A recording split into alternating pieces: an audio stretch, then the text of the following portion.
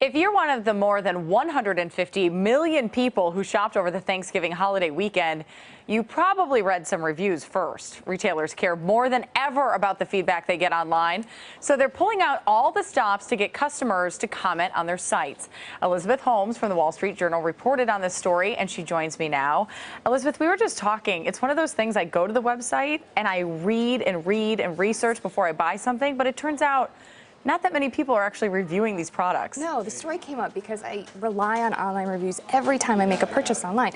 But it turns out just 4% of customers who are asked write a review. So it's a very small percent of the actual buying population, and retailers want that to change. Yeah, you have 150 million people buying online and only 4%. So you have to almost align yourself with 4% of the buying public? Well, so you have to either be really appreciative of what they're doing and the effort they put in, or you have to jump in the ring yourself. And so retailers are trying to do more to encourage people. And of course, they want real buyers. They want verified buyers, because those people have actually experienced the products versus the people who are, logging in to write a fraudulent review or hype something. Well, and you think about it, you think, why would somebody write a fraudulent review? But I've done it myself. Like, my brother works for this company, and I thought they did an okay job, so I'll put it at 5 stars. But you need more people to give real reviews so that there's not just the 5-star review and the 1-star review, that there's something in the middle for people too. And it turns out the 5-star review is not actually the best review to correlate to purchasing. Purchase likelihood, or the likelihood that you're going to buy something, goes up when it's between 4.2 and 4.5 stars. Why? So people trust that a little bit more. If you saw just 5-star reviews, I think you might assume they're kind of fake or somebody has an agenda. Versus if you see a couple that are kind of negative, or raise a red flag or two, you think it's legit and authentic. And so that 4.2 to 4.5 star rating is sort of the sweet spot. Why is it that this is so important to online retailers now? Is it because so many of us are shopping online and we want the information? Yes, we're all shopping online and we want to be smart shoppers, right? You want to get as much information before you click that buy button. And retailers can only do so much. You're not going to trust if they just keep giving you more and more marketing messages. But if you see this library of reviews, it somehow seems more legit and authentic. And so they're trying to do more to get more reviews, to have more information. Well, I guess that's kind of the struggle, right? Because you go into, let's say, a Target or a Walmart, you can actually see the product, you pick it up.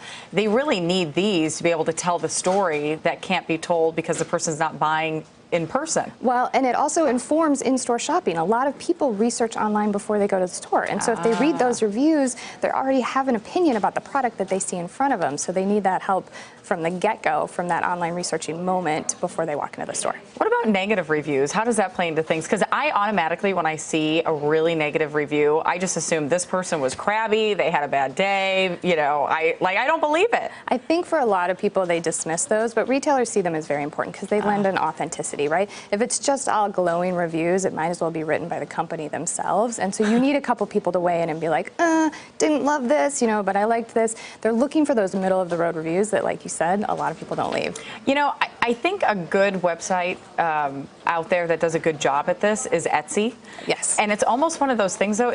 Are we fighting for the underdog of the small business, and that's why we're writing the review? Or have they really tapped into something to get people to actually leave a review? I think it's a little bit of both. They're very enthusiastic with following up after purchases, which is important to remind shoppers to come back and write a review. But also it's that personal relationship that you have with a small seller, right? You're trying to cheer them on if they do something really well. And Etsy, 20 to 25% of purchases result in a review, so much higher than the norm. How do these big retailers then, not in Etsy, how do the big retailers get people and encourage them to leave a review? Well, Zappos just launched a loyalty program, and as part of that, to earn points that you can redeem for future purchases, as part of that, they're giving you points now if you write a review. So if you write a review, it's worth essentially spending $10 on the site. So they're saying, hey, weigh in and we'll reward you. And they'll give you those points whether it's a positive or a negative review, whether you keep the merchandise or not. And so that's a way to incentivize shoppers to give their opinion. I think, though, it's hard. I mean, I've gone to log in several times and I'm like, ooh, that's a lot of information. I'm not sure I want to share that. And so I think that hurdle is still there. Yeah, I think you tapped into something, because I don't want to leave my email address and fill out a survey and then write a review. Or your age range, or your location, or some of these clothing companies want you to leave your size and your height and your weight. No, thank you. So I think that's still like a big hurdle for some shoppers to get over. All right, well, we'll see how it goes. I feel like I need to write a review on a couple of my last purchases now, just to balance it out a little bit. And it can't be a 5-star or a 1-star, it's somewhere in the middle. Yeah. Got it. 4.2. Okay, well, I'll get on that. Elizabeth Holmes, thank you so much. Appreciate the time. Thank you.